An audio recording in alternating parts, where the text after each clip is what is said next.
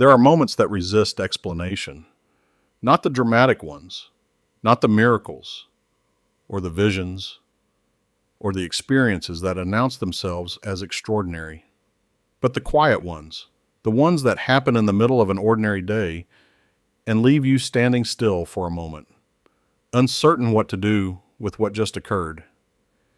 You think of someone you have not thought of in years, and they call within the hour. You are struggling with a decision and open a book at random to find the exact sentence you needed.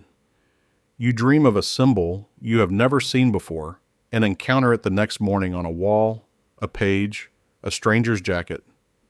You are at the lowest point of a particular chapter of your life, and something arrives, a conversation, a coincidence, an encounter that seems to know exactly what you needed, arriving at exactly the moment you needed it. These moments feel meaningful, and yet the modern mind has been trained to dismiss them, because the framework that dominates contemporary thinking, the scientific materialist worldview, has no category for meaningful coincidence. It has categories for cause and effect, for probability and statistics, for the known mechanisms by which events connect to each other across time and space. And within that framework, what you experienced is either an improbable, but ultimately random event, or a projection. Your mind finding patterns in noise, your memory selectively retaining the hits and forgetting the misses, your desire for meaning manufacturing significance where there is none. And perhaps sometimes that is true. But Carl Jung, one of the most rigorous and empirically grounded psychologists of the 20th century, spent decades refusing to accept that explanation as complete. Because what he observed, both in his own life and in the lives of his patients, was a category of experience that seemed to operate by a different principle entirely. Not cause and effect, not probability, but something he eventually named with a word he invented specifically because no existing word was adequate. Synchronicity, the meaningful coincidence of inner and outer events that cannot be explained by ordinary causation. Two things happening at the same time, one in the psyche, one in the world, that are connected not by cause and effect, but by meaning. Not because one caused the other, but because they belong together in a way that the linear, causal framework of ordinary thinking cannot capture.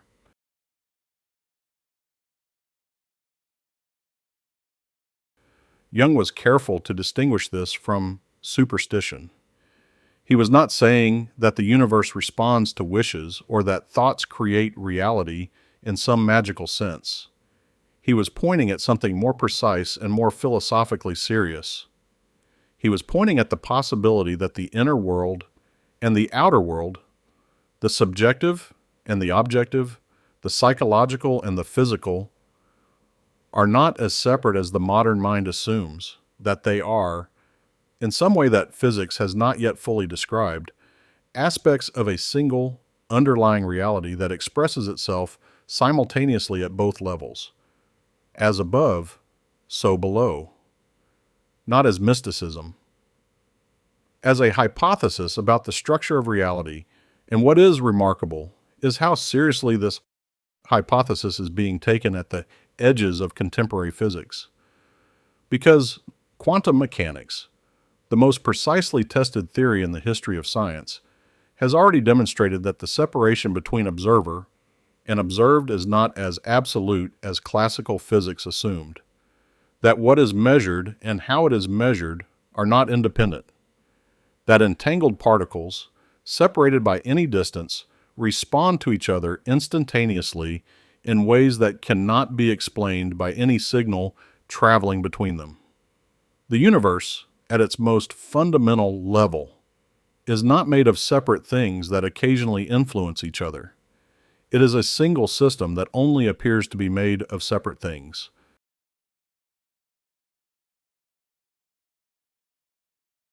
And synchronicity, in Jung's framework, is a glimpse of that underlying unity breaking through into ordinary experience, a moment when the membrane between inner and outer, becomes temporarily transparent. When what is happening in the psyche and what is happening in the world reveal themselves to be, at some deeper level, the same event expressing itself in two different registers simultaneously.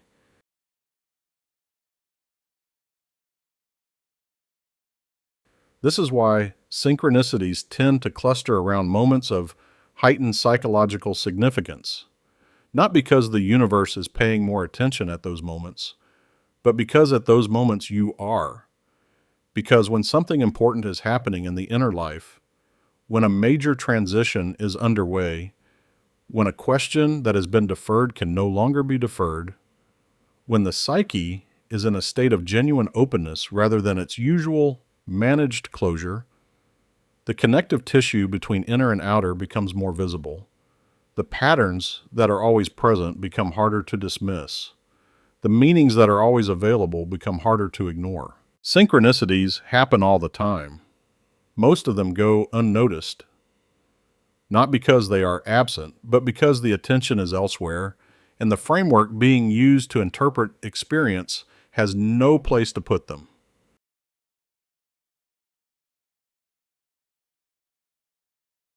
And this is where astrology and synchronicity converge in a way that is not accidental.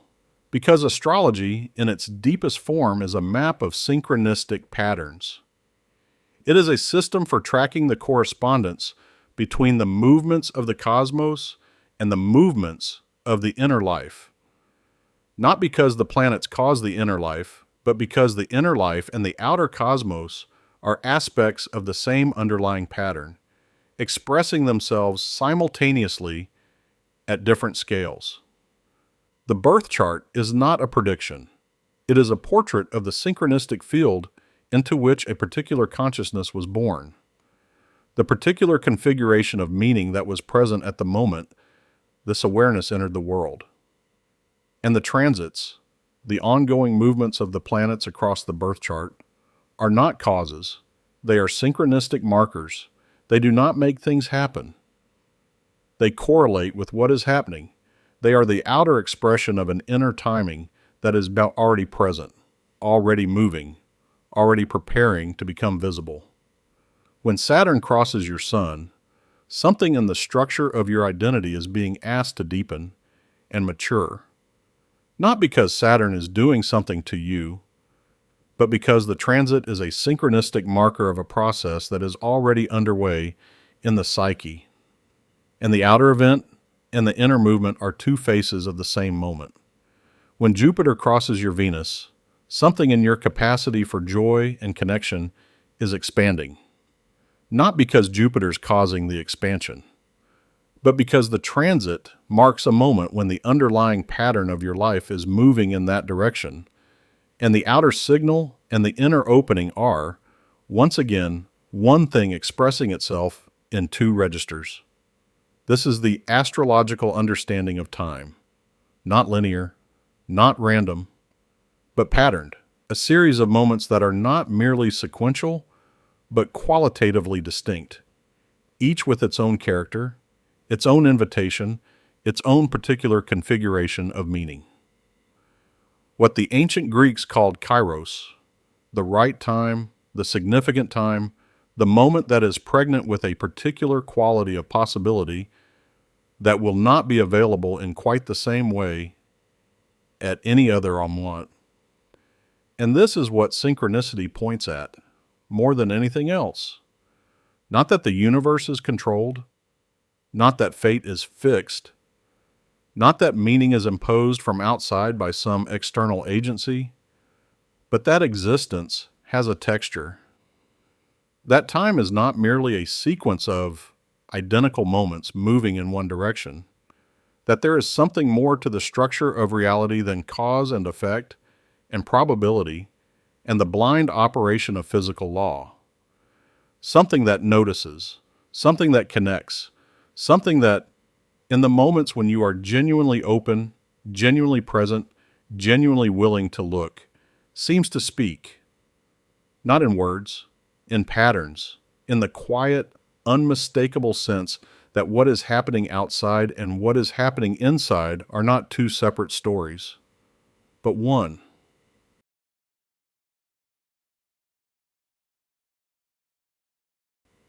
And in the next video, the penultimate episode of this series, we will return to Chiron, not to the wound which we explored earlier, but to the gift that the wound makes possible, to what happens when the most painful and the most personal thing about you becomes the thing that most fully connects you to others, to the paradox at the heart of the wounded healer, that the deepest healing does not come from wholeness.